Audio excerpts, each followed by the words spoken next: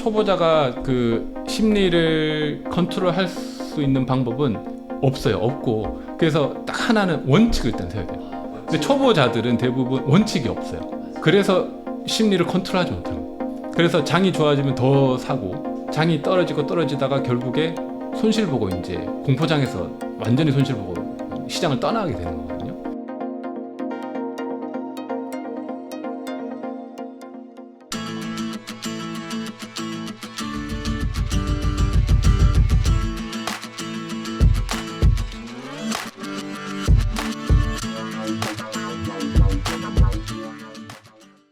향후에 크립토가 실물 경제에 들어올 가능성이 있을까요? 미래에는 무조건 바뀔 겁니다. 그래서 지금 우리가 아무 의심 없이 그냥 앱들을 다 쓰잖아요. 스마트폰 앱들을 쓰지만 뭐 사실 몇십 년 전만 해도 상상도 못했던 일이죠. 그래서 스마트폰을 뭐 최초에 만든 아이폰에 뭐 스티브 잡스가 얘기했을 때 정말 다 미친놈이라 그랬단 말이죠. 말도 안 되는 걸 왜 하냐. 그 전에 그 PC도 그랬어요. PC가 원래 그 퍼스널 컴퓨터잖아요. 원래 컴퓨터는 어떤 한 방을 꽉 채운 엄청난 큰 거거든요. 근데 그 큰 컴퓨터를 그 퍼스널 컴퓨터, 뭐 데스크탑 PC라고 하죠. 데스크탑 위에 올린다고 하니까 말이 안 되는 거죠.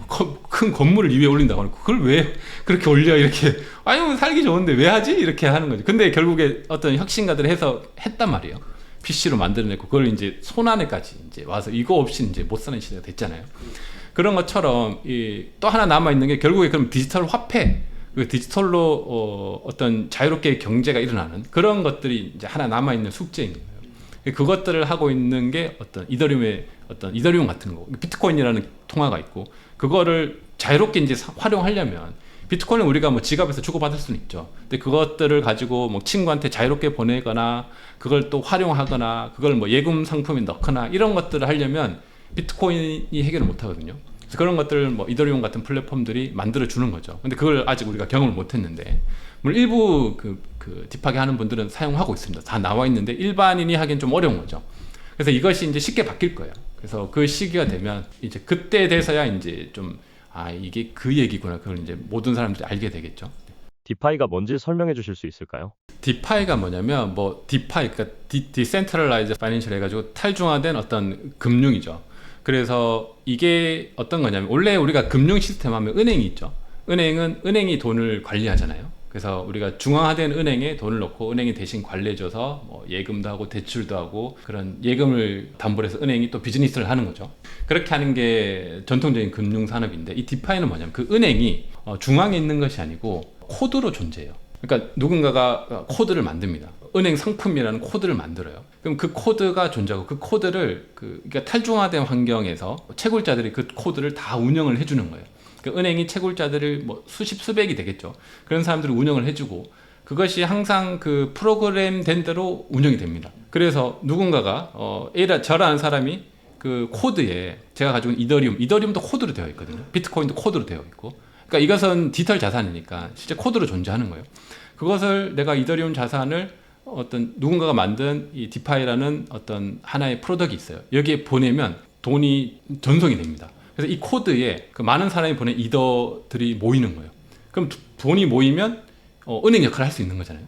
이더가 모여서 이 돈이 모였기 때문에 이걸 담보로 해서 대출도 할 수 있고, 내가 만약에 10이더를 맡기면 내가 맡겼으니까 그걸 담보로 해서 뭐 스테이블 코인을 대출을 해서 그걸 가지고 또 다른 걸 만들 수도 있고, 그런 것들이 이제 디파이의 대표적인 거죠. 그리고 여기에 또 다양한 코인들이 있으니까 이 코인들을 서로 자유롭게 교환도 할 수 있고, 그런 것들이 다 코드상에서 존재하는 거고, 이것을 중앙에 어떤 기관이 없어요. 그래서 자유롭게 개인 지갑에서 돈을 보내고 개인이 받고, 이것을 누군가가 중간에 승인해 주는 게 아니고 코드가 알아서 승인해 주고 알아서 보내주고 알아서 관리를 해주는 거죠. 내가 내 지갑에 있는 이더리움을 그 스마트 컨트랙트라는 디파이 상품에 보내면 내가 알아서 보내고 내가 또 알아서 찾고, 근데 은행에서는 누군가 그걸 중간에 해줘야 되잖아요. 뭐 직원이 해주든 시스템이 해주는데, 이것은 자유로된 환경에서 자동적으로 돌아가거든요. 코드에서. 그래서 코드에서 누군가 입금하고 또 대출하고 뭐 이런 것들이 자유롭게 이제 되는 거죠. 은행이 그 소익을 가져가는데, 네네. 이거는 내가 하니까 더 많은 이율을 받을 수도 있고. 그렇죠. 그래서 이율이 많이 생기는 거예요. 그래서 예를 들어 예금 상품인데 그건 코드로 존재하기 때문에 처음에 만들 때만 힘들지 만들고 배포하면 그 운영하는 데는 운영비도 안 들어요. 그리고 탈중화된 환경에서 자율적으로 돌아가요. 근데 예금이 거기 모이면 그것을 이제 교환할 때 비용이 그 최소한의 비용, 그게 이제 채굴자들이 채굴할 때 드는 비용입니다. 그래서 그게 이제 이더리움의 채굴자들이죠. 그렇게 채굴할 때 드는 비용을 채굴자들한테 일부 수수료를 주고, 그러면 굉장히 그 범위가 많이 남겠죠. 그 남는 범위들을 가지고 다양한 금융 이제 플랫폼들을 더 추가적으로 만들 수 있는 거죠. 그래서 더 많은 이자와 더 많은 어떤 대출 가능성을 가지고 있는 이제 상품이 되는 거죠. 그래서 블록체인 이야기하는 게 그 탈중앙화된 환경에서 어떤 중간에 제3자의 역할을 없애자라는 건데, 1대1로 거래를 하는데 중간에 투명한 상태로 그런 플랫폼이 있으면, 그것이 믿을만하고 신뢰할 만하고 문제가 없다면 굉장히 어떤 인류사에서 가장 큰 어떤 혁신이 되는 거죠. 그래서 그 혁신의 상품이 사실 비트코인이었고, 근데 비트코인은 화폐로서 역할을 하는 건데, 이더리움은 그것을 화폐로만 하지 말고 뭐 예금 상품도 만들고 우리가 활용하는데 필요한 다양한 어플리케이션들을 만들면서 해보자, 뭐 이런 컨셉으로 나온 거였거든요. 그러니까 그것을 이제 활용할 수 있는 플랫폼이 이제 만들어진 거죠. 디파이 섹터는 어떻게 보시나요? 디파이 쪽 섹션은 그 컨셉은 좋지만 리스크는 좀 있습니다. 디파이는 여전히 그 코드로 존재하기 때문에 그 디파이 상품 중에 그 상위에 지금까지 살아남은 검증의 상위에 한 뭐 랭킹 10위 정도까지 괜찮은 디파이들이 있어요. 그런 것들은 괜찮은데, 새롭게 나오는 것들은 그 코드의 취약성이라든지 그런 것 때문에 해킹을 당할 수도 있고, 근데 그런 상품이 새로 나왔을 때 어떤 시장에서 검증을 받아야 되기 때문에 이자를 굉장히 많이 주죠. 사람들을 많이 유치하기 위해서. 어떻게 보면 우리나라 뭐 1금융권, 2금융권, 3금융권 있으면 여기는 뭐 대부 업체 정도? 그래서 언제 어떻게 될지 모르는 뭐 그렇게 이제 보물 수 있죠. 근데 이제 수익률은 높겠죠. 그렇게 이제 이해를 하시면 되고, 그렇지만 상위에 있는 디파이 상품들은 굉장히 안전합니다. 지금까지 해킹 당한 적이 없고 건재한데, 그런 데는 수익률이 좀 낮고, 그럼에도 불구하고 전통 금융시장보다는 조금 더 높아요. 좀 더 높고, 그렇게 이제 시장이 형성돼 있고, 그래서 그런 시장에서 내가 가지고 있는 만약 이더리움이 있다면 그걸 그냥 가지고 있는 것보다 그런 디파이 상품에 예치를 하면 거기서 이제 높은 수익이 나는 거죠. 그렇게 해서 이제 디파이로 뭐 수익을 많이 봤다 하는 게 그런 케이스인데, 공부를 좀 많이 해야 되죠. 그래서 공부를 해서 이 상품이 괜찮은지를 봐야 되고, 괜찮은 거라면 왜 괜찮은 건지도 좀 검토해 봐야 되고, 그런 과정이 좀 필요하긴 합니다. 유튜브에서 투자 심리에 대한 말씀을 해주셨는데요. 개인들의 심리가 가격에 반영이 된다고 생각하시나요? 그렇죠. 이 투자 시장은 결국에 그 시장을 전체를 보면 우리가 뭐 기관들도 투자하고 뭐 VC들도 투자하고 뭐 월스트리트에서 투자하고 월가도 다 이제 개인도 있고 다 하잖아요. 근데 우리가 보통 투자할 때 보면 이 기관하고 개인 이렇게 구별을 하는 그 습성이 있거든요. 근데 그 기관도 들어가 보면 로봇이 하는 게 아니고 다 사람들이 한단 말이에요. 그 개인 중에 전문가들이 하는 건데, 그 전문가들도 결국 깊이 들어가 보면 투자를 할 때 감정적인 요소가 들어가거든요. 그래서 왜냐면 그게 들어가서 자기 실적이 돼야 자기가 올라가고 하니까, 결국에 이제 그렇게 해서 전체적으로 보면 다 일단 개인으로 봐야 되는 거고, 투자 시장 자체가.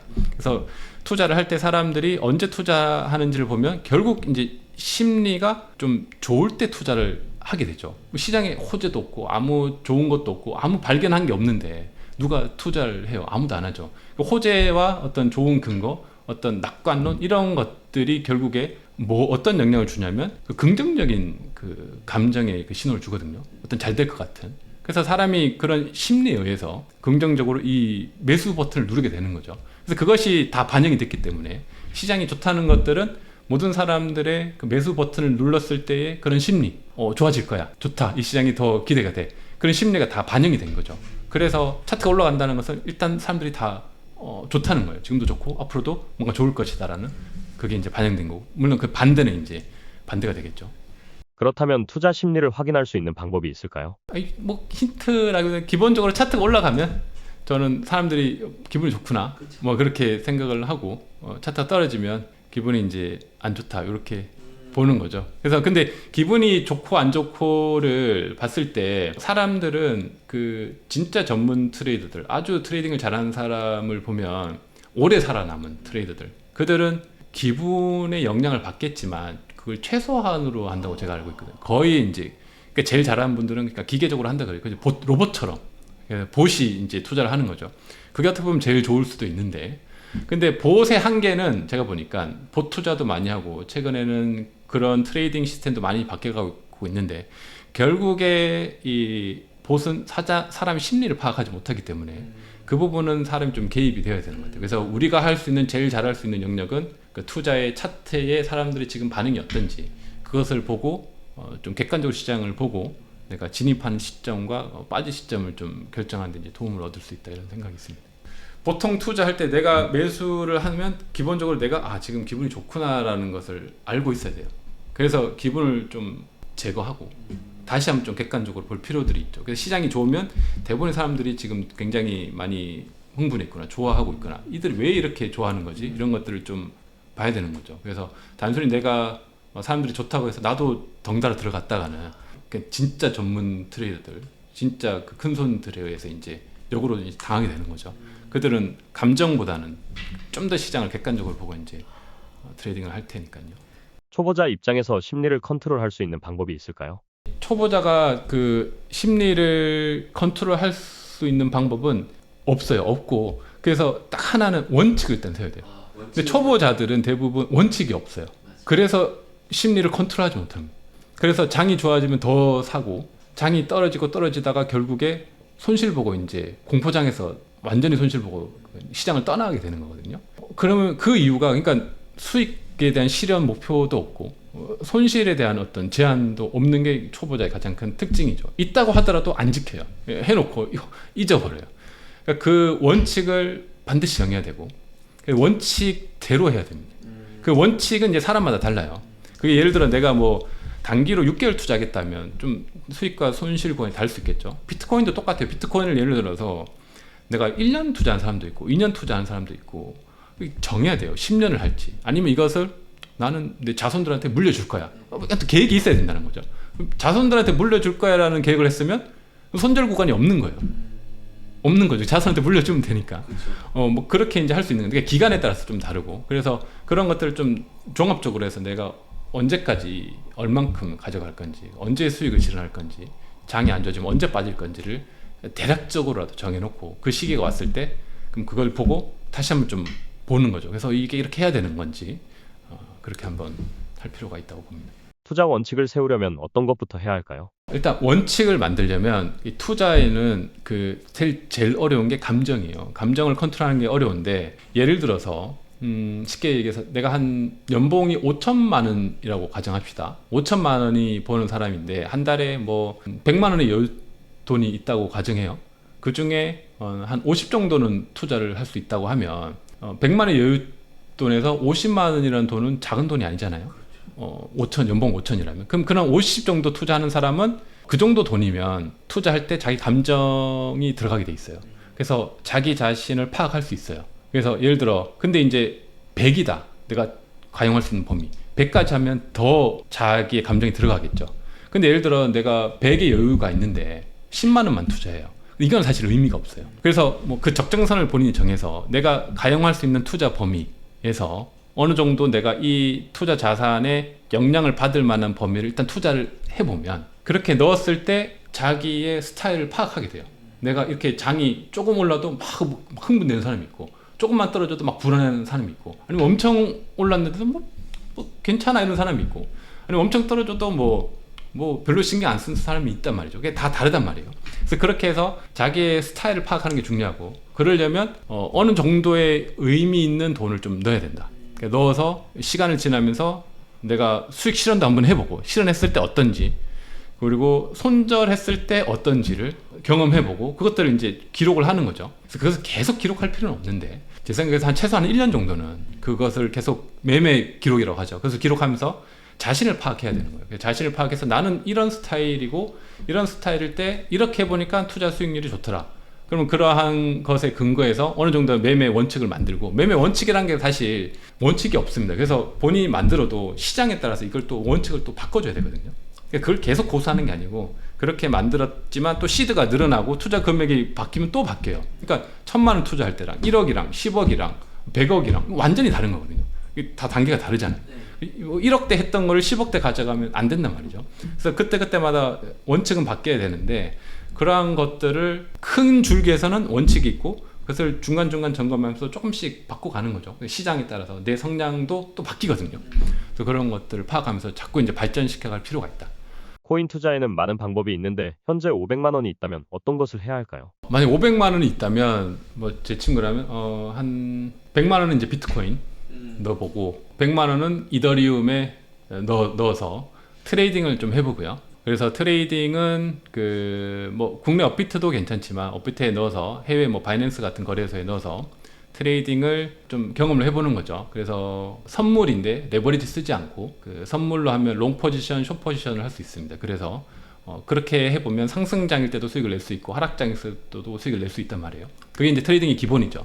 그래서 트레이딩 기본인 그 시장에 상관없이 내가 수익을 낼 수 있는 법을 어느 정도 이제 그걸 계속 하지 않더라도 이해하는 게 중요하기 때문에 그것을 이제 레버리지 없이 해야 되고요. 그래서 그렇게 한번 해보고 그래서 그렇게 이제 연습 삼아 해보는 거죠. 그러니까 공부하는 거니까 100만 원, 100만 원 투자를 해서 트레이딩을 공부하는 거고 그렇게 해서 트레이딩이 내가 맞다면 트레이딩을 계속 하는 것도 굉장히 괜찮을 수가 있죠. 그래서 해보고 그리고 나머지 300은 100만 원, 100만 원, 100만 원 이더리움을 지갑에 넣을 수 있어요. 지갑에 넣어서 이더리움 디파이 상품들이 있습니다.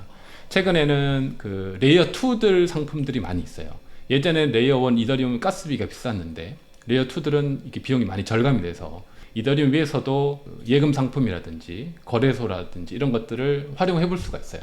그런 것들을 직접 해보는 거죠. 예치도 해보고 대출도 해보고 그래서 그것을 이제 공부를 해야 되죠. 그래서 실제 어떻게 돌아가는지 수익이 나는지 100만 원 해서 넣어봤는데 150만 원이 돼. 그럼 괜찮은 거잖아요. 그렇게 해서 이제 수익을 경험해보고 그 다음에 남아있는 돈은 또 다른 레이어 1들이라든지 아니면 민코인이라든지 뭐 요즘 뜨는 섹션들 그런 것에 일부 좀 투자를 한번 해보는 거죠. 경험 삼아.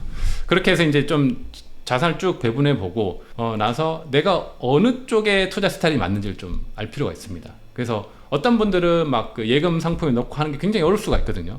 근데 어떤 분들은 그게 또 맞을 수도 있고 왜냐면 그쪽은 자료가 많이 없어요. 공부를 해야 되는데 그런 공부하는 게 또 되게 맞을 수도 있고 그렇게 해서 공부가 맞으면 그쪽으로 계속 공부하면서 투자를 하실 수 있고 그렇게 좀 포트폴리오를 다양하게 구성해서 내가 이 주식시장하고는 다르게 이 코인 시장은 굉장히 다양한 영역이 있으니까 그렇게 섹션 널려서 해보고 만약에 돈이 하나도 없다라고 하면 그 무료로 주는 에어드랍 같은 것도 있어요. 그래서 그런 것들을 실제 경험을 먼저 해보는 것도 괜찮죠. 돈을 넣기 전에 이걸 이해해야 되니까 무료로 테스트넷 토큰을 받아서 하는데 그게 왜 있냐면 프로젝트들이 런칭하기 전에 프로젝트들이 어떤 검증받는 시간이 필요합니다. 원래 그래서 전통적인 개발에서는 내부에 개발팀이 있어요. 개발을 다 끝나면 그 품질 테스트 팀이 있거든요. 거기서 테스트를 엄청 해요. 그런 테스트 과정인데 이쪽 시장에서는 그게 이제 다 공개된 거니까 어떤 프로덕트를 만들고 그것을 대중들한테 공개하는 거죠. 그래서 테스트넷에 참여하세요. 참여하시면 당신네들이 시간과 노력을 들여서 우리 프로덕트를 검증해 줬으니까 그 대가로 보통 에어드랍을 주는 거거든요. 그래서 그러니까 그 프로덕트를 했을 때 새로운 프로덕트 내가 경험해 볼 수도 있고 그래서 이 시장이 이렇게 바뀌고 있구나 이 트렌드도 파악할 수 있고 그리고 거기다가 또 공부도 할 수 있고 거기다가 많이 주는 경우도 있고 적게 주는 경우도 있어요. 정말 잘 돼서 많이 주면 에어드랍으로 돈도 벌고 굉장히 좋으니까 그렇게 해서 공부를 해서 이게 맞으면 이쪽 시장도 계속 이제 공부해 보는 것도 굉장히 괜찮다고 생각이 듭니다. 에어드랍에 대해 상세히 설명해 주실 수 있을까요? 예. 제 유튜브 채널 데니월드로 오시면 제가 중간중간에 영상들이 무료로 할 수 있는 에어드랍 그 영상들이 있어요. 제가 가이드를 올려놨으니까 그런 것들 보고 하실 수 있고 뭐 일부 어떤 에어드랍들은 예치를 해야 받을 수 있는 것도 있고 그런 것들은 이제 돈이 좀 들어가야 되고요. 그리고 제가 그 유튜브에 최근에는 계속 올렸던 것 같은데 한 달에 한 번씩 4월 달에 해볼 만한 에어드랍, 5월 달에 해볼 만한 에어드랍을 지금 1월부터 계속 올리고 있습니다. 그래서 이번 달에도 올렸으니까 5월에 해볼 만한 에어드랍을 제가 블로그에 링크를 쭉 올려놨어요. 설명 아주 친절하게 하진 않았는데 그걸 이제 한번 해보면서 그렇게 이제 무료로 할 수 있는 것들이 있으니까 그 리스트들을 한 번씩 해보면서 이게 이런 시장이구나 이해하는데 굉장히 도움이 될 수 있고 또 엄청난 돈으로 여러분에게 큰 에어드랍이 있을지 알지 모르니까 기대감에 이제 하셔도 좋을 것 같습니다. 에어드랍이 약간 그런 것 같아요. 현실 세계에 비유하면 스타트업 회사인데 주식 시장에 ICO를 하기 전에 네. 전 단계에 이제 뭔가 테스트 단계에 네. 참여를 하면은 네. 우리의 주식을 주겠다 이런 거랑 비슷한 거 아니에요? 그런 거랑 비슷하죠. 예, 그런 거랑 비슷하고 사실 비트코인도 초기에 그 비트코인 시작했을 때 비트코인 모를 때 한 분이 그 비트코인을 에어드랍을 막 해줬어요. 그래서 비트코인을 그 포셋이라고 하는데 수도꼭지 사이트에서 자기가 채굴을 한 것을 비트코인을 그쪽에 넘겨서 이런 비트코인이라는 게 있으니까 가져가세요 해서 사람들이 이제 막 알게 모르게 거기서는 채굴 하지 않고 클릭만 하면 비트코인을 가져갈 수 있는 그 시기가 있었거든요. 예, 클릭만 하면 비트코인을 가져갔어요. 그래서 에어드라이브 기원은 비트코인에 있습니다. 그래서 누군가가 채굴해서 비트코인을 알리기 위해서 그 포셋이라는 수도꼭지 사이트를 만들어서 거기에 이제 비트코인을 줬고 거기에 이제 막 사람들이 이제 소문이 나서 나중에 다 고갈이 됐죠. 그런 시절이 있었죠. 그래서 그게 에어드랍의 기원이고, 그래서 거기부터 이제 이 많은 프로젝트들이 그 기원을 따라서 홍보, 그리고 우리 프로젝트 알리기 위해서, 그리고 우리 프로젝트를 좀 검증해 달라, 그리고 많은 사람들 모아서 이 초기 시장이니까 이 사람들 모이기 위해서 에어드랍을 많이 하고 있죠. 성정길 구독자분들께 한마디 부탁드립니다. 네, 초대해 주셔서 감사드리고요. 근데 그 비트코인이 최근에 좀 많이 오르긴 했습니다. 그래서 시장에 관심을 많이 받은 걸 느끼고 있고, 그래서 앞으로 멀리 보면 이 시장 자체는 굉장히 전망이 좋습니다. 물론 단기적으로는 뭐 조정이 올 수도 있고 또 많이 빠질 수도 있고 또 더 상승할 수도 있는데, 단기적으로 보지 마시고 어떤 패러다임이 계속 바뀌고 있으니까 좀 멀리 보시고 내가 긴 관점에서 투자를 하겠다 이렇게 하시고 조금씩 공부하시면서 비트코인 포함한 어떤 알트코인 시장들도 이렇게 하나 둘씩 해보면서 하면 장기적으로 굉장히 괜찮은 어떤 여러분들의 투자 자산이 될 수 있을 거라 이렇게 생각이 듭니다. 너무 좋은 말씀 해주셔서 감사합니다. 네, 감사합니다. 네, 안녕하세요. 성정길입니다. 잠깐 광고 좀 하도록 하겠습니다. 네이버에다가 돈이 먼저다 라고 치면 저희 카페가 나오거든요. 저희 카페에서 돈이 먼저다 홈페이지 바로 가기, 이걸로 클릭하시면 돼요. 그럼 강의가 새로 등록이 되어 있습니다. 뭐 코인 강의, 청약 강의, 경매 강의 이렇게 3개 강의가 등록이 돼 있거든요. 코인 강의부터 설명 잠깐 드리도록 하겠습니다. 수강료는 10만 원이고요. 수업은 총 3번입니다. 1주차 강의는 5월 17일에 오픈하고요. 녹화 강의입니다. 그리고 2주차 강의는 5월 24일 역시 녹화 강의고요. 그리고 5월 31일 날은 실시간 강의입니다. 줌으로 실시간 강의를 합니다. 수업 내용은 어떻게 되냐면 1주차 강의에서는 현물 투자 관련해서 비트코인 전반과 코인 투자 그리고 현물 투자 관련한 강의를 17일 날 초보용 강의입니다. 전부 다. 24일 날은 차트 공부하는 거랑 그리고 선물 투자 관련해서 강의가 있습니다. 이게 2주차 강의고요. 3주차 강의는 금요일 날 저녁 8시에 라이브로 진행이 되는데요. 바이낸스가 이게 좀 사용법을 다들 좀 어려워 하시더라고요. 바이낸스라던가 해외 거래소 사용 방법, 그리고 뭐 알트 투자나 코인 투자, 뭐 김프 투자 관련된 거, 뭐 질의응답도 받고 그때 시황에 맞게 강의를 해 드릴 계획입니다. 이렇게 해서 3번 강의 다 포함해서 무제한으로 재수강 가능하고요. 이 실시간 강의한 것도 녹화본으로 당연히 올려드립니다. 시간이 안 맞아도 수강이 모두 가능하십니다. 무제한으로 복습 가능하니까 복습이 중요하지 않겠습니까?